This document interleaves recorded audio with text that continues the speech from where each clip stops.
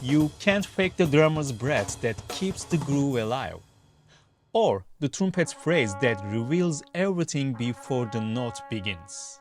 These are things you feel before you hear. They come from years of repetition and failure. And something even harder to fake: truth. That's what makes acting as a musician so tricky, especially on screen. Cinema reveals everything. It's not enough to memorize lines. You have to hold the instrument like you have held it all your life. And yet, actors try. Some fail quietly, others impress.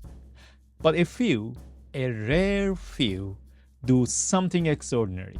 They don't just act like musicians, they become the musicians. This is a cinematic countdown of those moments, 10 performances that made us believe the music was theirs. I am Kemal Oksal, professor at Berklee College of Music. For over 20 years, I've worked as a music producer, conductor, and educator, leading orchestras, producing albums, and mentoring young artists. Now, I invite you to discover the stories that shape what we hear. Each week I open the words behind the music, and whether you are a musician or not, you are invited.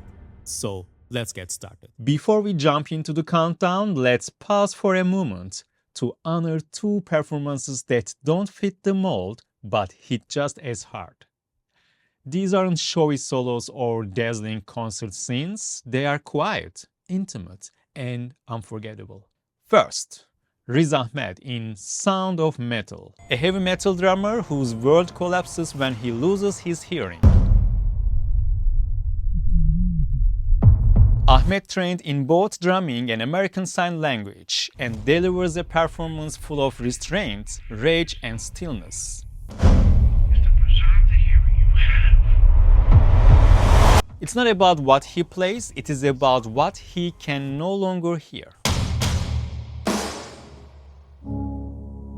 Then Leo Long in I Used to Be Famous, a young autistic drummer whose joy, rhythm, and openness turn a washed-up pop star into a believer again. Leo is not an actor pretending to be musical, he is a real musician, and his scenes feel raw, real, and beautifully alive.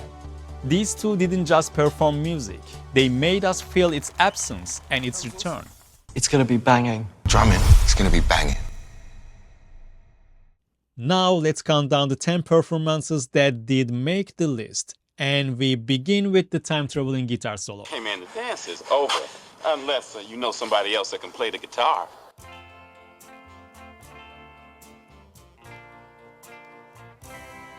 Back to the feature. It is bold, it is hilarious, and it is one of the most unforgettable musical moments in movie history. In the scene, MichaelJFox doesn't just pretend to play Johnny B. Good. He sells it with full body commitment. The stance, the sing, the showmanship, it is all dialed in. Fox trained with guitarist Paul Hansen to match every phrase. The solo was pre-recorded by studio legend Tim May, but Fox's mimicry is so tight it feels like he's playing it live. And yes, the scene is packed with out-of-era guitar tricks. Marty throws in 80s rock moves, even kicks over the amp. That kind of playing didn't exist in 1955, and that's what makes it brilliant. It's not a virtuoso performance, it is not supposed to be, but it is one of the most joyful pieces of musical acting ever captured on film. And for that, he earns his spot on his list. We now trade guitar solos for arias and spotlight a performance that honors the soul of a legend. Maria Callas didn't just sing, she lived in the silence between the notes. And portraying her on screen means balancing two impossible things: reverence and risk. In Maria, Angelina Jolie walks that tightrope with a quite good control. She doesn't just mimic Callas, she inhabits her silence, her grace, and her fading fire. Most of the film uses archival Callas recordings, but in one moment, a private aria in her apartment, Jolie sings with her own voice. Not to match Cala's power, but to offer something more fragile, more human. To prepare, Jolie trained for 7 months in opera technique, Italian diction, and stage breath control. She worked with renowned Hollywood vocal coach Eric Vetro and opera consultant Laurie Stinson. Jolie even traveled with her piano teacher to stay physically and emotionally in tune with the role. Director Pablo Larraín creates a hushed world around her. Minimal dialogue, still shots, and Jolie leans into that stillness. She holds her body like it remembers every aria ever sung. It's not biopic, it's a portrait, and Jolie surprisingly becomes the frame and lets Maria shine. Okay, from quiet opera to bright glam rock, let's go from gentle to bold. Playing Elton John is not just about the music, it's about wearing the sensitivity behind the sparkle. In Rocketman, Taron Egerton doesn't impersonate, he transforms. He sings every note, plays the piano himself, and dances through surreal set pieces with heart wide open. His version of Your Song, soft, unsure, sincere, it is the emotional heartbeat of the film. It's not pitch perfect, it is personal, and that's exactly why it works. These things I do. Egerton trained intensively in both voice and piano to blur the line between performer and character. He worked closely with Giles Martin, son of Beatles producer George Martin, and spent time with Elton John himself, who gave him one key piece of advice: don't try to be me, play the truth. Director Dexter Fletcher shaped the film like a fantasy musical rather than a traditional biopic. And Egerton leans into that without losing the emotional grounding. He's not just playing the legend, he's carrying the cost of it, the loneliness, the addiction, the need to be loved. You can tell it is not an imitation, it is an act of musical empathy. And in that glittering blur of fact and fantasy, Egerton becomes Elton. Stage fantasy gives way to war-torn silence, where a single piece of music says more than words ever could. Sometimes, music is all that's left. In The Pianist, Adrien Brody doesn't just play a musician, he becomes a man surviving through sound. His portrayal of Vladislav Shipplesman is quiet, wounded, and heartbreakingly real. There is no showmanship, no stage. Just trembling fingers over keys in the rubble of war. The scene where he plays Chopin's Ballad No. 1 for a German officer isn't just moving, it is devastating. Not because the music is perfect, but because it is all he has left to offer. Ich war Pianist. Brody trained over 4 hours a day for months, learning to play full Chopin pieces himself. He also took method acting to extremes, selling his apartment, giving up possessions, and losing over 30 pounds to access Schippelman's mental and physical state.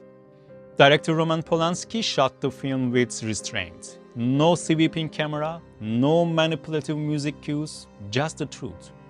And Brody meets it with stillness. He doesn't dramatize the piano, he clings to it. And in those tender, fragile notes, the audience hears the survival. We leave the ruins behind and head to the stage for a performance that's all swagger and soul. You don't imitate Freddie Mercury, you channel him, or you fall short. In Bohemian Rhapsody, Rami Malek delivers more than a performance. He offers a reconstruction, precise, electrifying, and larger than life. Roger, there's only room in this band for one hysterical queen. The Live Aid sequence, shot in a single stretch, is a masterclass in physical mimicry and emotional energy. Every strut, spin, and mic flip is nailed. But Malek never disappears into the act. He shows us what it cost Freddie to perform like that. Behind the prosthetic teeth and the stage swagger is a man constantly negotiating who he is and who the world needs him to be. Malek worked with movement coach Polly Bennett for months, studying Mercury's gestures down to the flick of a wrist. He lip synced to the original Queen tracks, but the illusion holds, even in close-ups, because he commits completely. The film may smooth over some of the darker edges of the Mercury's life, but in those 20 minutes on stage, something remarkable happens. The camera disappears. The edits disappear. And for a moment, we are not watching Rami Malek. We are watching Freddie. Now, from the spotlight of rock to the shadows of addiction and genius, let's visit one of the all-time greats. Some performances are so complete, you forget you are watching a performance at all. In Ray, Jamie Foxx doesn't just play Ray Charles, he becomes him. The posture, the voice, the nervous tics, they are all there. But it is the emotional depth behind them that makes the portrayal unforgettable. Foxx is a classically trained pianist, which allowed him to play all of Charles' parts live. No hand doubles, no shortcuts. But more impressively, he captured the spiritual weight behind the music. The defiance, the joy, the pain. He wore prosthetic eyelids during the shoot, often spending 12 hours a day blindfolded just to understand how Charles moved through the world. Crew members even had to guide him between takes. Ray Charles personally worked with Foxx before filming. After hearing him rehearse, he smiled and said, Yeah, you got it. in one of the film's most iconic scenes, Charles breaks down during Go a home and recording sleep it off. session, haunted by trauma and addiction. It's not dramatic, it's human. Director Taylor Hackford keeps the camera locked in place. Just the Fox's face and the quiet tension in his hands. And it's more than convincing, it is transformative. Foxx didn't just win the Oscar, he raised the bar for every actor who ever tried to play a musician on screen.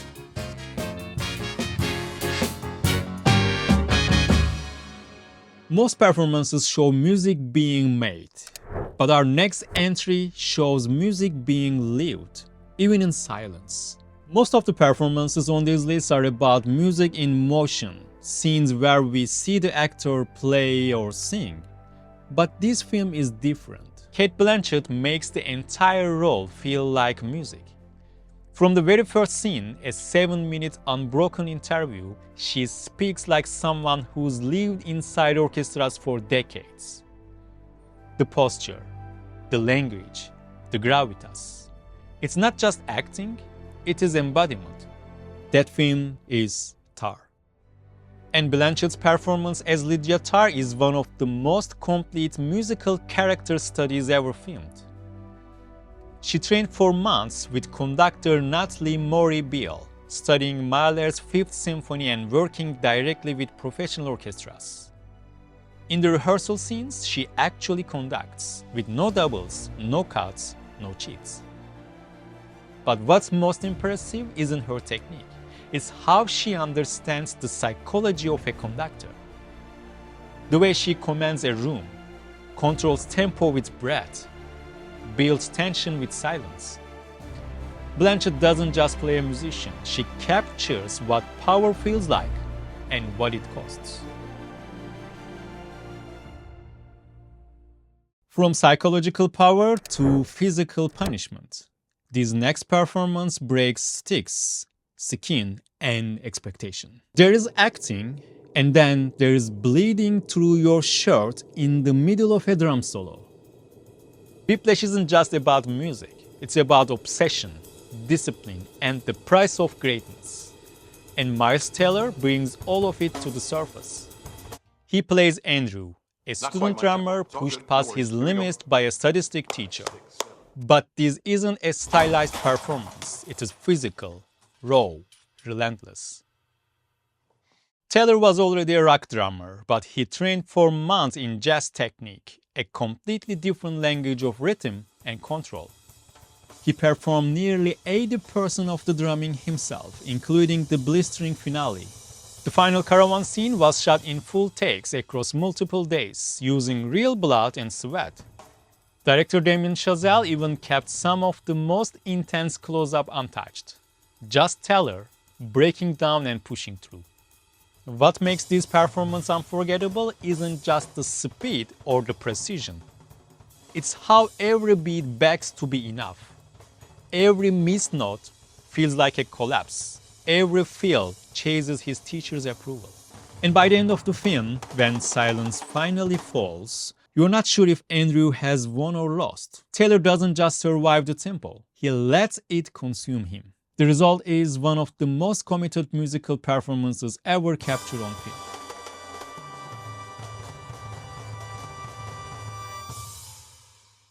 After that intensity, we shift gears to a performance built not on pain, but on grace, romance, and rhythm. Most actors playing pianists are filmed from behind, with clever lighting and a hand double. But in this case, the camera pulls back, wide and honest, because there was nothing to hide. Ryan Gosling didn't just fake the piano, he actually learned it. And his performance as Sebastian is as romantic as it is technically impressive. Gosling had never played piano before the film, but for 3 months, he practiced 2 hours a day, every day, learning entire pieces from scratch. By the time filming began, he could play everything you hear note by note. Director Damien Chazelle was so confident in Gosling's progress, he chose to shoot the piano scenes in wide angles. No doubles, no edits. The music feels delicate, uncertain and hopeful, just like the love it's meant to describe. And that's the magic here. Gosling's piano doesn't show off, it speaks. In the scene where he plays Mia and Sebastian's theme, you see everything. His hands, his timing, his breathing, all flowing in real time. But what makes it special isn't just that he's really playing, it is how his playing tells the story. And in doing so, he becomes not just believable, but quietly beautiful.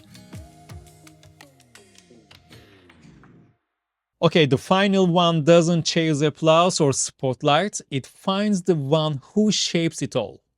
Not a soloist, not a singer, but the silent guide with the baton, the conductor. This is Bradley Cooper in Maestro. In Maestro, Bradley Cooper doesn't imitate Leonard Bernstein, he inhabits him. From the quiet intensity of a rehearsal to the electric chaos of the podium, Cooper channels Bernstein's brilliance not as performance, but as presence. He trained for 6 years, working closely with Yannick Nézet-Séguin, music director of the Metropolitan Opera, who served as the film's conducting consultant. He also observed Gustavo Dudamel with LA Philharmonic, studying how a conductor's gestures combined clarity, passion, and freedom. Beyond that, he studied hours of archival footage, including Bernstein's own performance of Mahler's Resurrection Symphony with the London Symphony Orchestra at Ely Cathedral, the very space recreated in the film.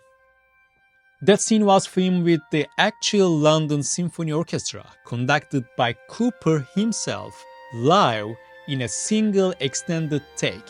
No doubles, no tricks. But technique alone doesn't make this number one. What does is intention. Every cue, every breath, every gesture is loaded with feeling, not for the camera, but for the music. And in those wide shots, you forgot you are watching a movie. You believe. Cooper doesn't just play Bernstein, he gives him back to us. Acting like a musician is one thing, but becoming one, even for a moment, takes more than mimicry. These performances weren't just technically impressive, they were truthful. Truthful in how a hand moves, how breaths become rhythm, and how silence can say more than 100 notes. That's what music demands from real musicians. And the actors on this list somehow found that truth through fiction. Of course, these are just my personal choices, shaped by my own background, taste, and what moves me musically. If a particular scene stuck with you, or if there is a film I missed, I'd love to hear about it in the comments. Maybe you'll get your own top 10, or maybe just one moment you will never forget. And hey, if you made it this far into the video, you are already one of us. See you on the next one.